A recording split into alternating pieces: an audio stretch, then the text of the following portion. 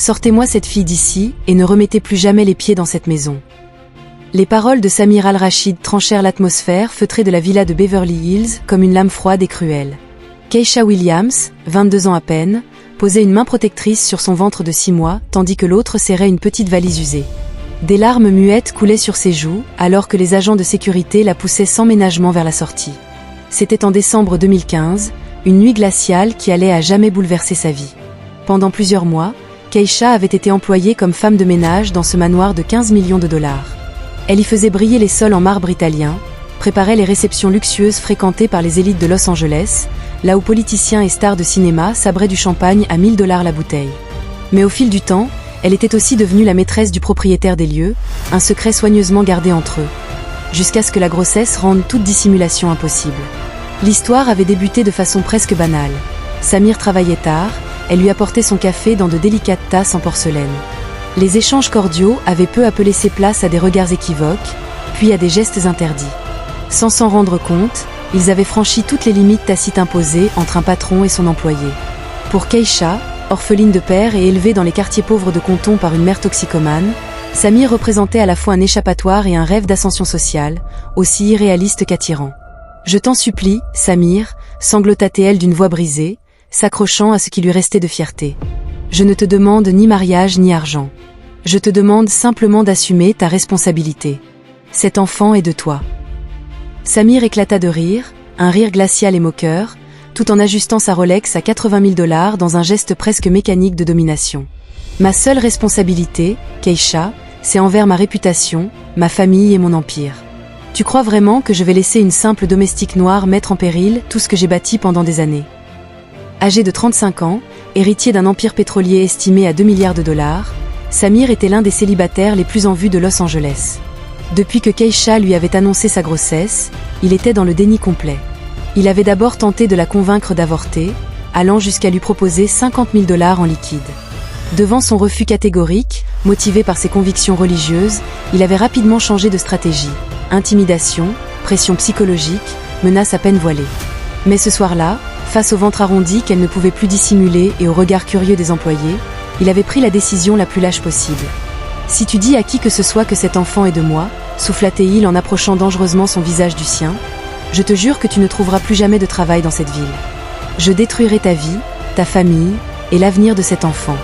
J'ai des contacts partout. » Keisha frissonna. Pas seulement à cause de l'air glacial de cette nuit californienne, mais à cause de la noirceur qu'elle venait de découvrir dans les yeux de l'homme qu'elle avait tant aimé. Un dernier regard vers le manoir où elle avait cru construire une vie. Les jardins où il se promenait, la piscine où il s'était embrassé pour la première fois, la bibliothèque où il lui faisait des promesses qu'il n'avait jamais eu l'intention de tenir. « Tu le regretteras », murmura-t-elle d'un ton calme, presque détaché, avant de franchir pour la dernière fois le long couloir d'entrée en marbre immaculé. Samir la regarda s'éloigner dans l'obscurité au-delà des portes dorées de sa propriété, un sourire méprisant aux lèvres. Un homme comme lui, habitué à tout obtenir, ne regrettait rien ni personne.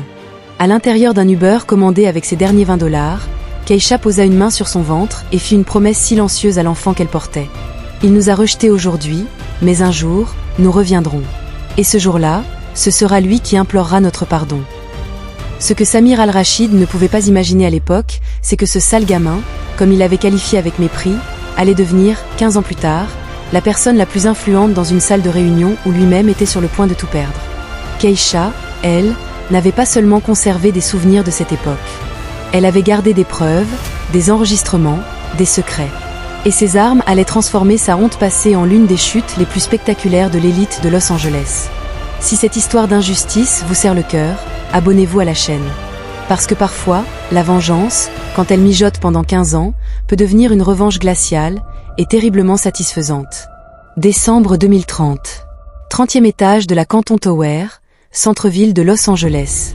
La tension était palpable dans la salle de réunion. Chaque regard, chaque geste trahissait l'imminence d'un basculement. Samir Al-Rachid, désormais âgé de 50 ans, les tempes grisonnantes, trônait à la tête de la table en chêne verni, jetant des regards inquiets aux représentants de Blackstone Ventures, qui entraient un à un. Son entreprise, Al-Rachid Energy, était au bord de la faillite. Des investissements catastrophiques dans le pétrole synthétique, couplés à un scandale de corruption au Moyen-Orient, lui avaient fait perdre 800 millions de $ en 2 ans. Blackstone représentait son dernier espoir. la seule firme d'investissement encore prête à envisager un sauvetage, moyennant 500 millions. « Messieurs, merci d'être venus », dit-il d'un ton forcé, en tentant de masquer son anxiété sous un sourire diplomatique. « Je suis convaincu que nous pouvons trouver un accord mutuellement bénéfique. » La porte s'ouvrit et le dernier membre de l'équipe Blackstone fit son entrée.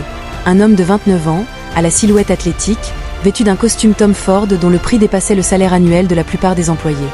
Ses yeux, perçants et vifs, contenaient une lueur familière qui fit se nouer l'estomac de Samir. « Désolé pour le retard », dit le jeune homme en prenant place en face de lui. « Je m'appelle David Williams, associé principal chez Blackstone. Je vais conduire cette évaluation. » Le nom de famille frappa Samir comme un coup au plexus. Williams. Keisha Williams. Le visage, la posture, le regard. Tout évoquait cette ressemblance qu'il avait passé 15 ans à tenter d'effacer de sa mémoire. Williams, répéta-t-il lentement. Intéressant comme patronyme. David esquissa un sourire, froid et maîtrisé. Oui, c'est le nom de ma mère. Elle m'a toujours appris que les noms portent une histoire, Monsieur Al-Rachid. Pendant l'heure suivante, David disséqua les comptes de Samir avec la précision d'un chirurgien. Il connaissait chaque transaction suspecte, chaque compte offshore, chaque décision douteuse des 5 dernières années. C'était comme s'il disposait d'informations que même les auditeurs internes ignoraient.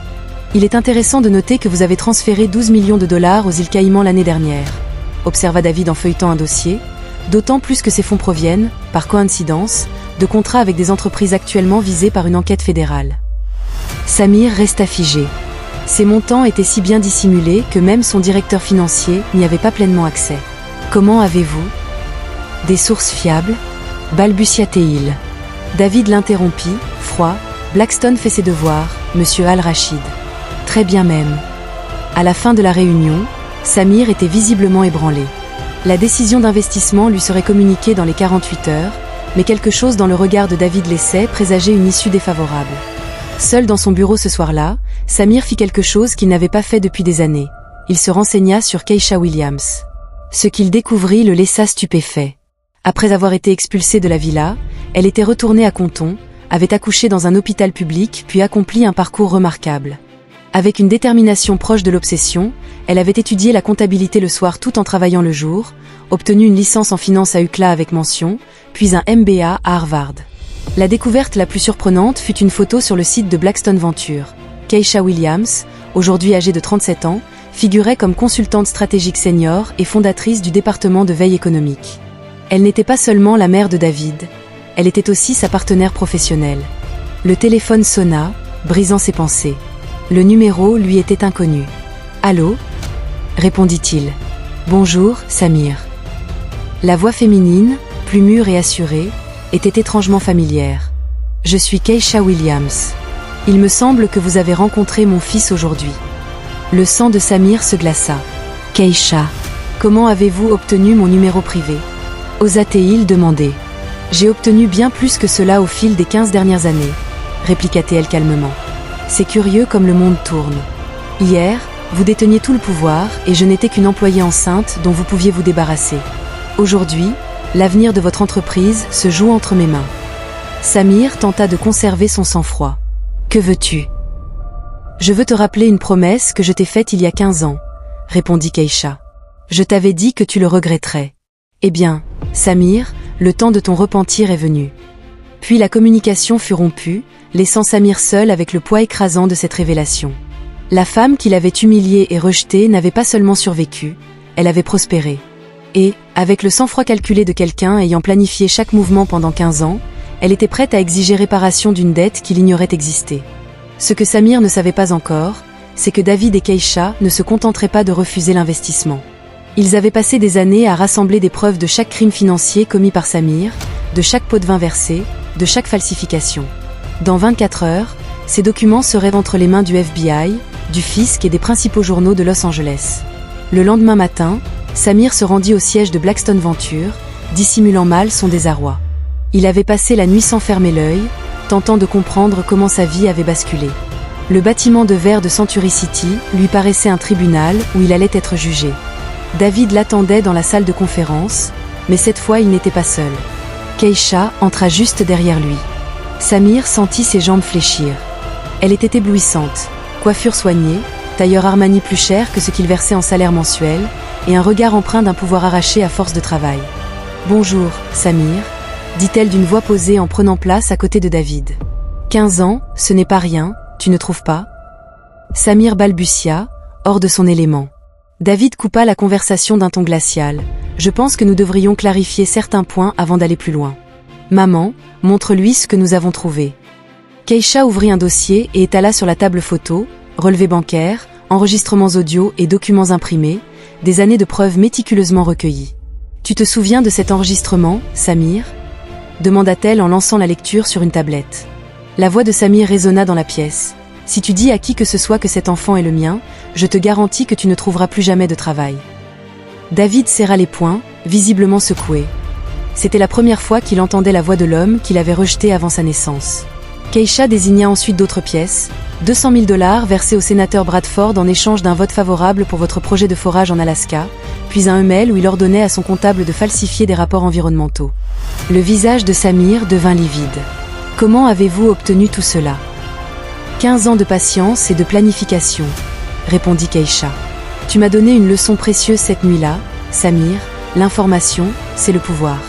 J'ai passé des années à recueillir des informations sur toi. » David se leva brusquement et se dirigea vers la fenêtre, la voix étranglée par l'émotion. « Alors c'est vrai, tu es vraiment mon père. » David tenta d'interrompre Samir en s'avançant, mais le jeune homme l'accosta d'un regard méprisant. « Non, tu as perdu le droit de prononcer mon nom le jour où tu as traité ma mère comme une bonne et moi comme un bâtard. » Les larmes de colère brillaient aux yeux de David. « Tu sais ce qui m'exaspère le plus ? Ce n'est même pas que tu nous aies abandonnés, c'est que tu sois si mesquin, si lâche, que tu ne mérites même pas le titre de père. » À cet instant, la porte s'ouvrit brusquement. 3 agents fédéraux entrèrent, leurs insignes scintillant sur leur poitrine. « Samir Al-Rachid, » déclara l'agent principal, « vous êtes en état d'arrestation pour fraude fiscale, blanchiment d'argent, corruption de fonctionnaires et escroquerie à grande échelle. » Le cliquetis des menottes résonna alors que les bracelets métalliques se refermaient sur les poignets de Samir. Il tourna un regard incrédule vers Keisha. « C'est toi qui as fait ça ?»« Non, » répondit-elle d'une voix calme. « C'est vous qui avez causé tout cela. Je n'ai fait que rassembler les preuves. Le fisc et le FBI ont montré un vif intérêt pour vos dossiers.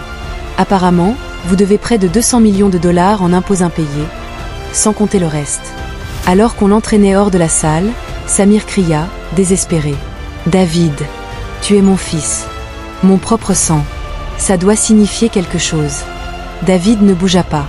Il ne daigna même pas tourner la tête. « Mon père est mort pour moi il y a 15 ans, » répondit-il froidement. « L'homme qu'ils arrêtent aujourd'hui n'est qu'un criminel de plus. » Une fois Samir emmené, David s'effondra sur sa chaise, submergé par l'émotion.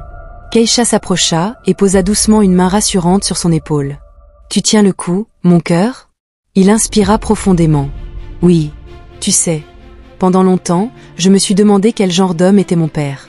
Si je devais un jour le chercher. Maintenant, je sais que je n'ai rien perdu. C'est toi qui m'as élevé. Toi qui m'as appris l'intégrité, la compassion, les vraies valeurs. Tout ce qu'il n'a jamais eu. » Keisha sourit, les larmes de fierté perlant au coin de ses yeux. « Tu veux savoir la meilleure partie de cette histoire ? Dis-moi. » Son entreprise va être mise aux enchères la semaine prochaine pour rembourser ses dettes et ses amendes. Et nous avons largement les moyens de la racheter. Elle marqua une pause, un sourire radieux illuminant son visage. Et nous allons en faire une société d'énergie renouvelable. Une entreprise qui change vraiment les choses. Ce qui avait commencé par une trahison et un abandon s'était transformé en une revanche douce et symbolique. Non seulement ils avaient vu chuter l'homme qui les avait rejetés, mais ils allaient aussi convertir son héritage toxique en une force positive et durable. 5 ans plus tard, en décembre 2035, l'ancienne société Al-Rachid Energy avait été rebaptisée Phoenix Renewable Solutions, désormais l'une des plus grandes entreprises d'énergie propre aux États-Unis. Le siège, situé au cœur de Los Angeles, n'était plus un monument à la cupidité. Il arborait désormais des panneaux solaires de dernière génération et des jardins verticaux qui purifiaient l'air de la ville. Dans son bureau du dernier étage, David Williams, aujourd'hui PDG à 34 ans, consultait les résultats trimestriels. 2,4 milliards de dollars de chiffre d'affaires, plus de 50 000 emplois créés, et 3 millions de tonnes de CO évitées. Derrière lui, un cadre montrait une photo, Keisha et David, côte à côte, le jour de l'inauguration de leur première ferme solaire. Leur sourire, éclatant, témoignait d'une victoire sur l'adversité. Monsieur Williams, annonça son assistante par l'interphone, le courrier de la prison fédérale est arrivé. David soupira. Chaque mois, il recevait une lettre de Samir. Toujours le même contenu, des excuses, des demandes de pardon, des tentatives maladroites de créer un lien, des appels au secours. Comme à chaque fois, il jeta la lettre à la corbeille sans même l'ouvrir. Samir Al-Rachid purgeait une peine de 25 ans dans une prison fédérale de haute sécurité. Il avait tout perdu. Sa villa de Beverly Hills avait été saisie. Ses comptes gelés, sa réputation définitivement ruinée. Les journaux du Moyen-Orient, qu'il encensait autrefois comme un modèle de réussite, ne parlaient plus de lui que comme d'un symbole de honte. La porte du bureau s'ouvrit. Keisha entra, une pile d'invitations dorées à la main. À 42 ans, elle rayonnait d'une assurance forgée dans les épreuves et d'une élégance naturelle nourrie par une réussite bien méritée. Les invitations pour le gala de charité sont arrivées, dit-elle en les posant sur la table. 500 invités confirmés, dont le gouverneur et 3 sénateurs. On prévoit de lever au moins 50 millions de dollars pour financer des programmes éducatifs dans les quartiers défavorisés. David parcourut la liste des invités avec un sourire en coin. Politiques, célébrités, PDG de multinationales. Le même cercle qui, autrefois, les ignorait ou les méprisait, se battait maintenant pour leur faveur. Keisha s'installa en face de son fils, les yeux brillants de fierté. « Tu sais ce dont je suis la plus fière ?» demanda-t-elle. « Quoi, maman ? Que nous ayons accompli tout cela sans trahir nos principes, sans corrompre qui que ce soit, sans écraser les autres, et surtout, sans détruire notre planète. » Elle marqua un silence, le regard tourné vers les grandes baies vitrées qui dominaient la ville animée en contrebas. « Nous avons démontré qu'on peut réussir sans tricher, » dit-elle enfin. David se leva à son tour et se posta à la fenêtre. Il observa les rues pleines de vie, les passants pressés, les buildings modernes, et murmura. « Parfois, je me demande s'il réalise vraiment ce qu'il a perdu. Je ne parle pas de fortune ou d'influence. Je parle d'avoir une vraie famille. De bâtir quelque chose qui a du sens. » « Il le sait, » répondit Keisha d'une voix douce. « C'est justement pour cela qu'il écrit chaque semaine.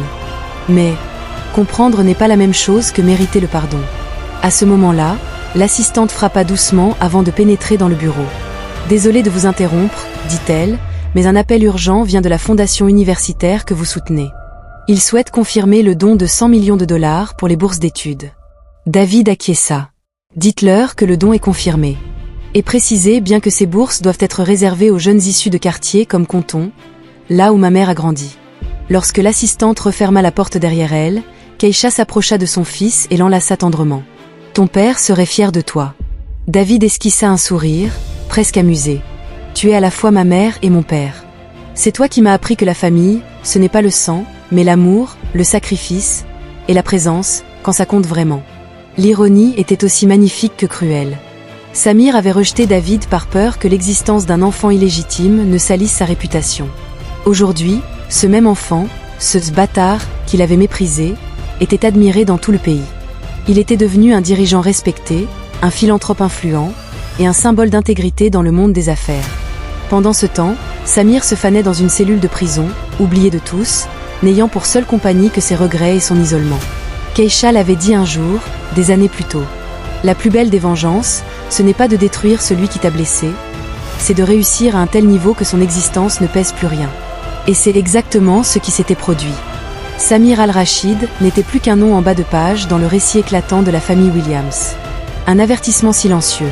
La lâcheté, l'orgueil et la cupidité finissent toujours par dévorer ceux qui les choisissent. Alors que Keisha et David façonnaient un avenir solide, à travers leurs entreprises, leurs fondations, leurs initiatives éducatives et écologiques. Samir, lui, continuait d'envoyer des lettres qui restaient à jamais sans réponse. Il vivait chaque jour avec le poids insupportable d'avoir renié ce qui aurait pu être la plus grande richesse de sa vie. Un amour qu'il avait refusé et un fils qu'il n'avait jamais mérité. Si cette histoire de renaissance, de justice et de courage vous a touché, abonnez-vous à la chaîne pour découvrir d'autres récits vrais. Des histoires de femmes et d'hommes qui, comme Keisha et David, ont transformé leurs blessures en puissance, leurs douleurs en espoir.